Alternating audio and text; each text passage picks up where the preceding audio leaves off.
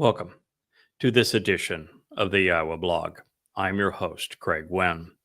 With all of the upheaval in the world and the demonic displays of celebrating death being orchestrated in Gaza, as well as Muslims and progressives marching in the streets throughout Europe and on college campuses around the United States, it is incumbent upon me as the foremost expert on the religion of Islam in the world today. No one knows this religion, Muhammad, Allah, the Quran, and Hadith, and its inceptions better than I do. I've written 5 volumes, 4,200 pages to expose the inception of this religion, Muhammad's repulsive conduct, Allah's disgusting words, all so that there is a counter to all of the misconceptions and lies being conveyed throughout the world. So this series exists so that you might know the truth about Islam. Islam is not a religion in the sense of any other religion in the world. It was conceived as a criminal enterprise, as I will prove in this particular series. This is the criminal enterprise of Muhammad as revealed through the 8th Surah, as it chronicles what occurred at Badr. And in this presentation, and this is part 1 of that series, you will see Muhammad as he really was. He was not a prophet. In fact, he never got a single prophecy correct. Allah was not a god. The Quran is not a religious text. It all exists. Muhammad's entire life was based upon coveting what belonged to others, stealing what belonged to others, murdering them and enslaving them to satiate his carnal desires. This is the truth about Islam. It is the reason that you find Muslims celebrating death today in Gaza. It is why you find Muslims marching in the streets saying that they have every right to kill, to rape, to plunder non-Muslims. This religion began in hell, and it has never left it. So I'm going to wield Muhammad's and Allah's words against them as we examine the very birth of Islam, how it was conceived, and how it emerged to plague the world. So as we begin, this is, if you want to follow along, this is the 3rd of 5 volumes of Goddamn Religion. So that you know, Goddamn Religion has 4,200 pages of analysis, is based entirely on the Islamic Quran, of which the entirety is presented, and the Hadith, comprising the 4 oldest and most revered Hadith sources in Islam. Make no mistake, there is really no difference between Hadith and Quran. Muslims will have a conniption fit and tell you there is. Not true.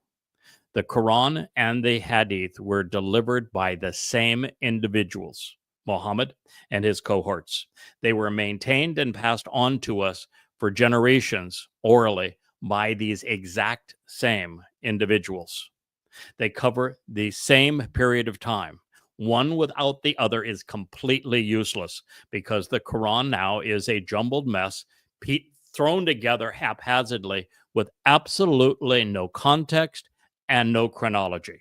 The only way to make sense of the Quran, and Muslims know it, they just don't want you to know it, is to reorder the Quran as I did in Goddamn Religion, using the Hadith that depict Muhammad's words and his deeds and what the Muslims who lived next to him, who implemented Islam with him, said and did.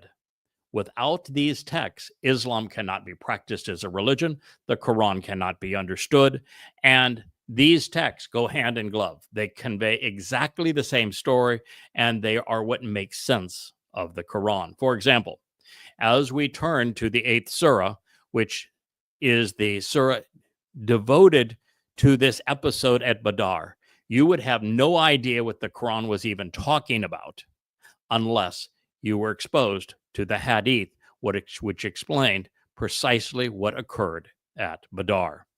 So the thing that makes goddamn religion irrefutable, the thing that separates it from every other book that has ever been written on Islam, is that I take the hadith, such as these that are the four oldest, one by Ibn Ishaq, which was the first to be collected. It is the biography of Muhammad's life. The Tarikh, which is the first history compiled in Islam's existence. It was compiled by Tabari. It's called the Tarikh, or history. The collection that is organized topically by Bukhari, which is a favorite of Muslims, as well as the one collected by a man named Muslim. It is these texts that give Islam its basis. As a matter of fact, since the Quran routinely orders Muslims to follow Muhammad's example and his orders, the only place that Muhammad's example and his orders are presented is in these four hadith sources. They are essential to Islam. They represent Islam. Islam does not exist without them. And with them, Islam is reprehensible. It is the most disgusting death cult ever conceived by humankind. It has absolutely no right to exist and has been exceedingly destructive everywhere it has gone, without exception. So, coveting what belonged to others, Muhammad gave us another glimpse into his sorry soul. Now, this particular one that precedes Badar was innocuous in that no one was killed, which is unique for Muhammad. Nonetheless, it is exceedingly telling. Muhammad ripped off a misguided and wholly inappropriate religious notion and then amalgamated it into Islam. As a matter of fact, without this ploy, the Quran would not exist. The Quran is simply stealing from a number of religious communities material that should never have been recorded in the first place, twisting it to suit Muhammad's unique and disgusting agenda, and then presenting it as if it came from Allah. An example of that would be that all of the earliest surahs that were recited do nothing but plagiarize the Hanif poetry of Arab converts to Judaism in Yemen, right down to the name they used for their god, Al-Rahman. That's all it is. It's Muhammad literally stealing their rhythmic, rhyming poetry and applying it to his situation.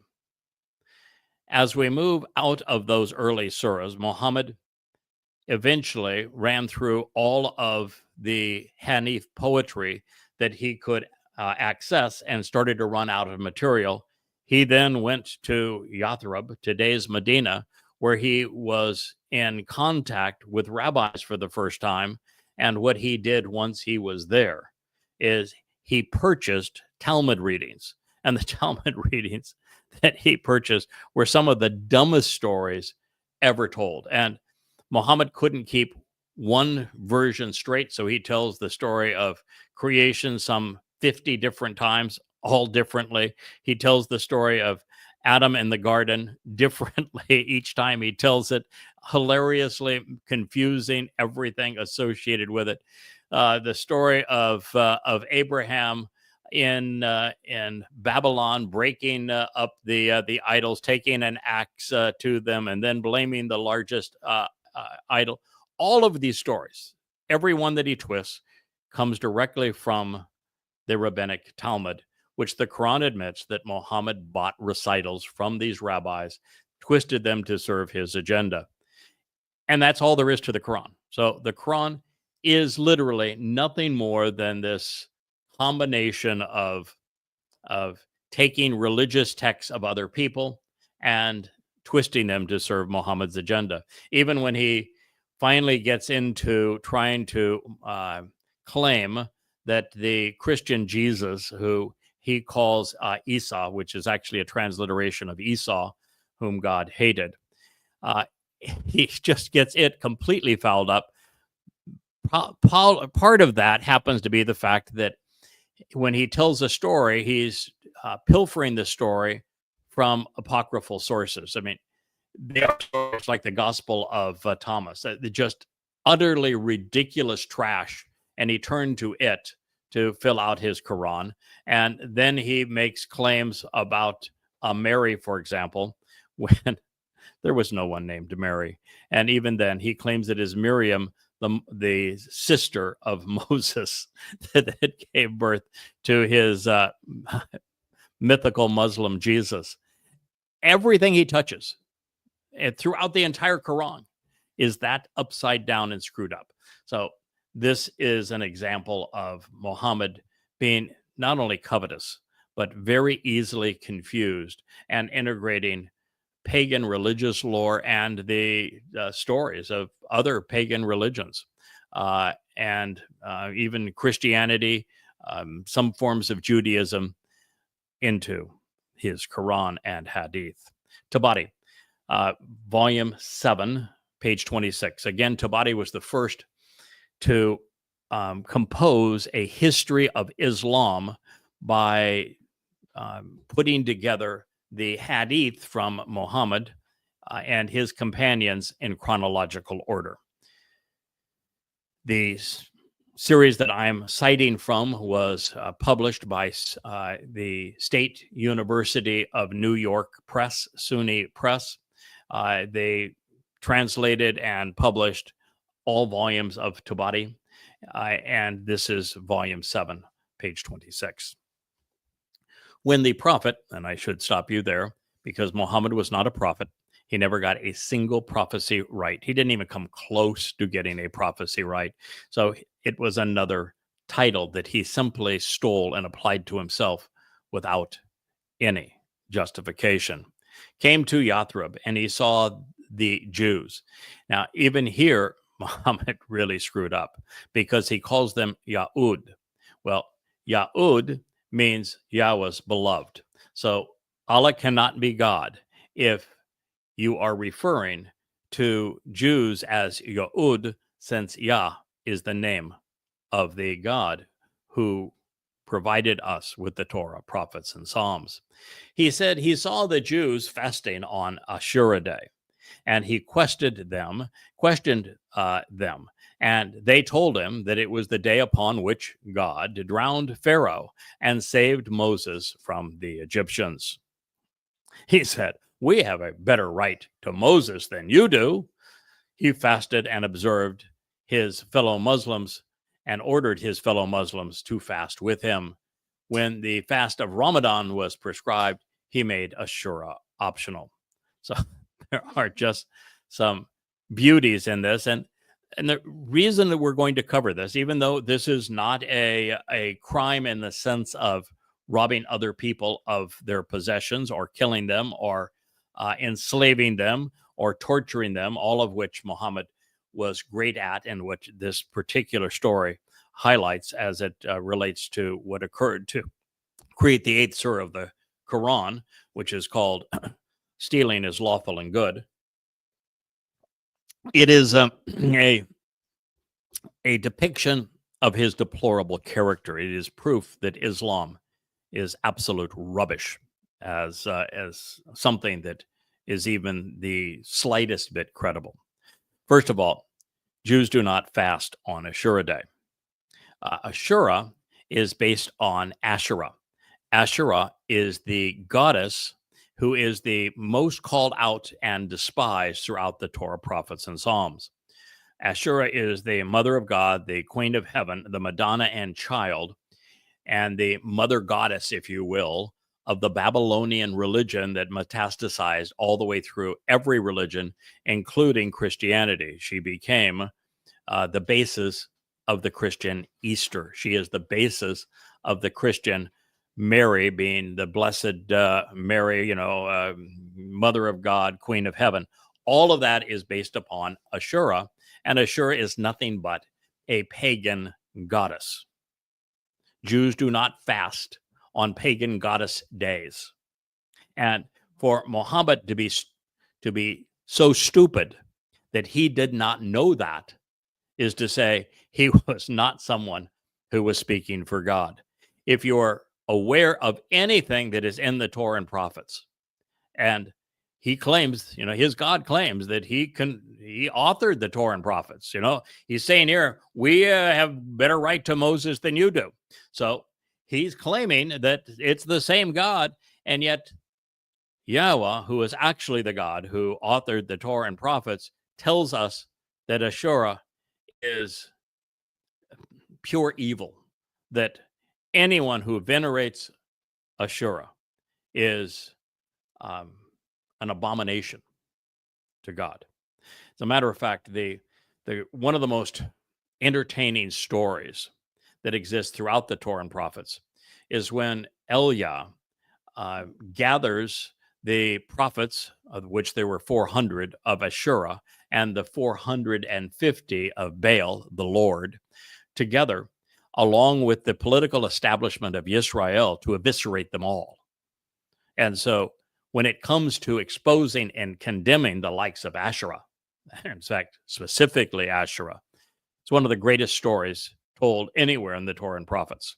So you have to be an absolute ignoramus not to know that Ashura was no more a god than the three goddesses that Muhammad incorporated into the Quran with Alat al-Uzza and let's see, it's Alat and Manat. Manat, that's the one. Alat, al-Uzza, and Manat, the three pagan rock goddesses of the Kaaba, who Muhammad venerated in his Quran. Well, Asherah was a bigger fake goddess than them, but a bigger fake goddess does not make her real.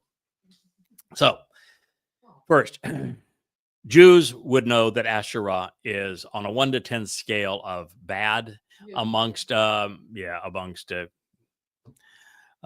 pagan goddesses of Babylon. She's nuclear. She is the hydrogen fusion bomb of no-nos. And so he says he questioned him about it, and they say that it was the day that God drowned Pharaoh. Wrong and wrong.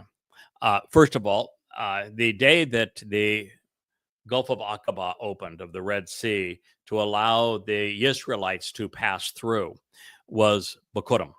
It is symbolic of Bikurim, where we are born as firstborn children into Yahweh's family. It's the idea of the water breaking and the natural childbirth.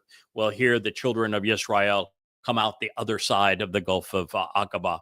So following Pesach, which would open the doorway to life for the firstborn children of Israel, and Matzah, where the children of Israel were able to escape, to walk away from the religious and political corruptions of Mitzrayim, Egypt.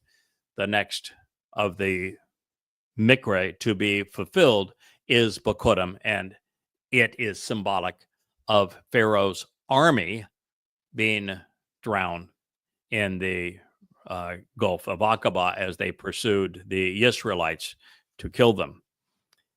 Double wrong, however, is that Pharaoh wasn't among them. The story is quite clear, and so is history. Pharaoh's eldest son, and this is Pharaoh Thutmose, Thutmose the Great, Pharaoh's oldest son died, just as the Torah explains. But Pharaoh himself was not among those pursuing the Israelites, and he did not die. So they got that wrong too, and saved Moses from the Egyptians. Okay, so he said, we have a better right to Moses than you do. The claim is because once Muhammad moved to Yathrib, today's Medina, and started purchasing Talmud readings from the rabbis, he essentially claimed that everyone in God's story was a Muslim. He, just for good measure, in addition to Moses being a Muslim, which is absurd. It's the fact the moment the Dead Sea Scrolls were unearthed, and by the way, by a Bedouin boy, a Muslim boy, in 1950 and then published around 2000. The moment they became available to us, Islam should have just crawled in a hole and said, okay, everything in the Quran is a lie. Uh, and this is because Allah claims to be the God of Moses and Aaron and Noah and Adam and Abraham and Sarah, and it goes on and on and on. And yet, when the Dead Sea Scrolls were found, it proved that no, Yahweh was the God who spoke to all of these people and interacted with all of them, and there's absolutely no mention of an Allah. And this, of course, precedes the creation of Islam by 1,000 years. And Muhammad was of the statement, as well as Allah in the Quran, that, oh, well, the Jews changed their scriptures after they sold them to Muhammad and after Muhammad started to recite them. So Muhammad's version is the true version, and the Jews in the 7th century CE changed them. Well, first of all, it wouldn't have done any good for Jews and Yathrib to change them, because by that time there were thousands of copies all the way around the world, and the Jews of Yathrib would not have done that. But beyond that, the fact is that there are copies that are essentially identical to what we read today, found in the caves above Qumran, that prove emphatically that the Jews in Yathrib did not change them, completely negating the entire narrative of the Quran, so that it's just turned to absolute rubbish if you've got any functioning neurons in your brain. So, no, they did not have better right to Moses, but Muhammad was exceedingly covetous. Yeah, he claimed everything for himself, including all women, including all people as slaves. Those he didn't kill, he enslaved, including everyone's property. This was just the nature of Muhammad. So he fasted, and he ordered his fellow Muslims to fast with him. He ordered it, and you read here that it was when the fast of Ramadan prescribed, he made Ashura optional, which means that at this point, some 14 years into Islam, there was no fast of Ramadan, but there was a fast for Ashura, which means you go to this whole notion that Ramadan is the holiest day in time in Islam now, and it wasn't even observed as a holiday for the first 14 years that Muhammad preached Islam. So what you have here is just this whole series of absolute absurdities. When Muhammad said that he had a better right to Moses than did the Jews, his counterfeit religion became as obvious as a bloody red $3 bill with a turban portrait of an ugly and aging sand pirate on the front and crossed scimitars on the back. Beneath would have been the slogan, "At war with all mankind." This statement, like so many others, is lethal to all three so-called Abrahamic religions. Asherah in Hebrew, Astarte in Babylonian Aramaic, was perceived as the great goddess, the queen of heaven, the mother of God, and the Madonna and child. She was revered by the Canaanites, the Phoenicians, the Hittites, the Assyrians, the Babylonians, and for a while, tragically, in Israel, where Jezebel from Phoenicia brought this cult down with her, and it became the dominant religion actually in Israel at the time that Elia was brought forth to excoriate it, and did a marvelous job of doing so. And it is Asherah that is the cohort of Baal, the Lord. The Lord is not a title for God. I know you find it all the way through your English translations of the Bible, but I'm here to tell you that Lord is Satan's title according to God. And so when you refer to your God as the Lord, as Islam does, although they use a different term rather than using Baal or Adonai, as you will find in the Hebrew, the rabbis of Yathrib pulled a fast one on Muhammad and used their own title. And so throughout the Quran, the Lord is called Rabbi. Jews were clever, if nothing else, and they were playing with a dunderhead who was illiterate. So what did he know? But anyway, Asherah was the consort of Baal, the Lord. The reason that the Lord is is Satan Hasatan throughout Yahweh's depictions is because he wants to lord over men. He wants to enslave men. He wants to possess men. He wants to control men. He hates humankind, and therefore he wants people bowing down to him and worshiping him. Baal is the god of most religions, and it's one of the reasons God is so disgusted by him.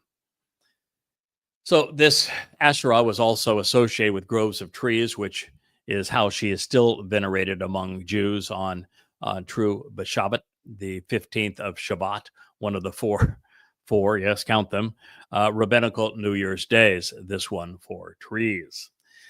She is venerated by Christians with their Christmas tree, and she is also venerated by them through her poles, which became minarets by Muslims and steeples among Christians. Was the first and the last thing to catch the sun's rays early in the morning and late in the evening, is why these became associated with the goddess. She's also the basis of the progressive socialist secular humanists May Day on their maypole. Asherah is condemned, as I have shared with you, throughout the Torah and prophets due to the prevalence of her religious cults. She was best known today as Mary, and it is this role that she is by far, overwhelmingly, the most mentioned woman in the Quran, and an object now of veneration, of course, in Orthodox and Roman Catholicism, which means that both of them stole this pagan legacy because it was so popular. And it became a very easy way for Roman Catholics and Orthodox Christians to control women, to give women this object of worship for them, that they could say this rosary and they could, pray to and do all of this sort of thing. Well, when you're venerating Mary in Christianity, you're venerating Asherah, this pagan goddess. Even the name Mary, from Miriam in Hebrew, is the worst possible name you can give someone. The Miriam that the Quran says was the mother of their Jesus was actually the Miriam described as the Miriam who was the sister of Moses. She was the one who was, so as the name means, Miriam means contentious, embittered, and rebellious in Hebrew. It is the most disgusting of all Hebrew names. She's the one that said, well, we too speak for God. And Yahweh had chosen Moshe to speak for him, had inspired Moshe to speak for him. And so when they claimed that they too spoke for God, they were messengers of God, if you will, Yahweh said, no, you don't. Moshe is my guy. I spoke through Moshe. When I speak through someone, it's obvious that I have inspired them, and you do not speak for me. And just to make this absolutely clear, you are now plagued with leprosy. You are now expelled from this community, and you need to shut up. I mean, he was really raw. In fact, he actually says, I'm going to be so raw here that it's as if your father was spitting in your face. God was disgusted that someone would claim to speak for him that did not speak for him. And guess who made that same claim? Not only the rabbis that sold this pile of rubbish to Muhammad, but also Muhammad. And when you do that, God makes it very clear that your fate is hell. So this is a very, very indicting, destructive statement for Muhammad to make among those who are informed and rational. And in fact, Shiite Muslims still celebrate Ashura Day. She is also the basis of Easter, yes. Ashura became Ishtar, and the Akkadian variation of Ashura and Easter in Christendom is actually named for Ishtar. In fact, her veneration time is Easter week. Oh, yes. Christianity, you ought to be embarrassed. But then again, very few people are informed. Very few people are rational. Most people just don't care anymore. And so when you bring an argument against a religion like Christianity and Islam, as we're doing, that absolutely is totally destructive to it. So there's nothing left to believe. They will attack the person bringing the information because there is no retort to it. Now, under a host of different designations, Asherah was venerated from Sumer, Babylon, and Assyria to Egypt, Greece, and Rome. She was called Kodesh, the Holy One, Balat, the Lordess, and Rabat, the Exalted Female, which are all embarrassing to Islam due to their inclusion in the Quran. Her name was derived from the Hebrew and Aramaic Asher, which as Asherah would be female. Asher is among the most widely used Hebrew words because it is a proper name, a noun, a preposition, a relational pronoun, and a verb. And it means to advance and to make progress by leading and walking along a straight path to a blessed and happy relationship. This is why Hasatan covered the title and used it. Her devotees coined the straight path concept found in the Quran. She was also known as Hawat, Eve, and Chut, the snake in Phoenician, because she was considered to be the mother of all life, and her cultic objects and idols were often shown holding serpents and revealing her toxicity and her potential for immorality. There is a considerable scholarly debate indicating that the rabbinical and later Quranic use of the Shekinah was to project the feminine attributes of the goddess's presence. And I share this with you because the Quran mentions Shekinah on a number of occasions. And Shekinah has no basis whatsoever with Yahweh. It's not found in the Torah prophets. Shekinah is a rabbinical construct, meaning that when you see it in the Quran, it is proof that it was pilfered from rabbinic lore, from their Talmud. The Shekinah, according to the rabbis, is the presence of God, but God never uses that term. And it is to, because of the ending, to project the attributes of the maternal nature and the feminine side of God, giving the rabbis the same things that Roman Catholics wanted, the same things that the Babylonian wanted. It's easiest to control women if you give them an object of veneration, and the Shekinah was the object of veneration for Judaism, giving Jewish women someone to pray to, someone who they could be devoted to. As an Allah, she was a large tree associated with El, God. Allah is a large tree in Hebrew, spelled exactly the same way as the name now of the Islamic God. As such, she was typically represented by date palms. She was called all merciful, all forgiving, and most beneficial. These names and titles permeate so many of the surahs in the Quran.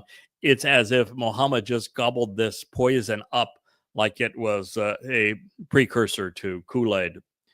His association with the Quranic Allah, especially Allat and Al-Laha, is troubling for Islam because she was called, catch this, Allat, which is also the feminine form of El and also Allat.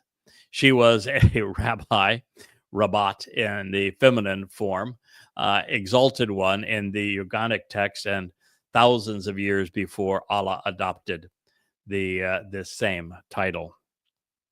In the fables of the Baal epic, Asherah's son, Yam, Day, the god of the sea, is shown struggling against Baal, the Lord God, for supremacy, not unlike Allah challenging Yahweh on the last day. She is also depicted as a prize bovine, perhaps revealing Allah's odd affinity with cows. It's actually, the Quran is filled with lurid stories of all the ways that cows are to be used, that the cow is presented as the ultimate gift of of Allah. You can mate with them, you can wear them, you can climb inside of them, you can eat them, you can do whatever you want to with a cow. And the the truth is something that is probably way beyond this audience, except those who have been listening to these programs since the beginning. But the primary adversary of the adversary is depicted by Yahweh as a bull, and in the final sacrifice that prepares Yisrael to be ready for Yahweh's return along with the Dode. He is presented as a parah, which is a feminine term for cow. And so Allah's ultimate demise is at the result of a cow. So he must claim that he has total control over them. Surprise, surprise. She was known as Asherah, was known as Ashira in Aramaic inscriptions found in Arabia, and as the consort of the moon god Ammon, as far back as the 6th century BCE, 12, 13 centuries before Islam. Therefore, among the many stupid things to come from Muhammad's lips, claiming Ashura Day was among the most polytheistic and indicting. He was as dumb as the stone he claimed was God. And this ode to religious polytheism does not stand alone. Even Ramadan honors false gods and pagan religiosity. This fast for self-purification was initially part of the crying for Tammuz legacy of the Jewish captivity in Babylon. Tammuz was the model for the Christian Jesus and the Islamic Isa, and likely introduced resurrection into the religious landscape. Catholic Lent is derived from this same rite, and Muhammad reestablished the pagan Tanunath fast of Ramadan, saying that they commemorated his wrestling match in the cave with a demonic spirit. Yes, when Muhammad was first heard the Quran recited to him, he was out on, according to the Islamic sources, a Tanunath fast during the month of Ramadan, which was pagan in its religiosity. And he went into this cave at night, and a demonic spirit, from his own admission, wrestled him to the point of death and lied to him as well. It's one of the dumbest recitals ever in the Quran. It's amazing that Islam survived its first recital, which, by the way, is not at the beginning of the book. It's in the 96th Surah, and it tells an illiterate man to read. Then it tells him that man was created from a clot of coagulated blood. It even goes on to say, read what the pen wrote long before there were pens. And of course, on top of all of this, the Quran was not written until almost a century after Muhammad's encounter in the cave with this demonic spirit. And Muhammad ran out of the cave, tried to kill himself, and then confessed to us that he tried to kill himself because he had been demon possessed. This was Islam's actual beginning. So, needing to confiscate everything belonging to the Jews, including their fables, their lies, as well as everything else, to please his demonic spirit, Muhammad told his fellow terrorists that they should take a break from raiding civilians and celebrate a religious holiday, even if it was a complete and utter fiasco. But it wouldn't last. Stealing a ritual was insufficient to prop up Islam. Muhammad needed he needed to own everything the Jews possessed, including, as we have already heard in the 2 series I have done previously, their homes, their lives, their wives, their children, and their souls. Returning to Muhammad's scheme, we find, my cursor just jumped so far ahead that there is absolutely no way I'm going to be able to go back to where I once was. And so all I can do at this point is to tell you, well, my computer just completely shut down. So I'm going to stop at this point with the introduction to the war surah of the eighth in the Quran, which is stealing is lawful and good. And we're going to resume with the prelude to Muhammad's vile acts at Badr in our next program. By way of introduction, what you're going to learn is that Muhammad had no interest in spreading Islam. The Quran makes this clear, as do the Hadith.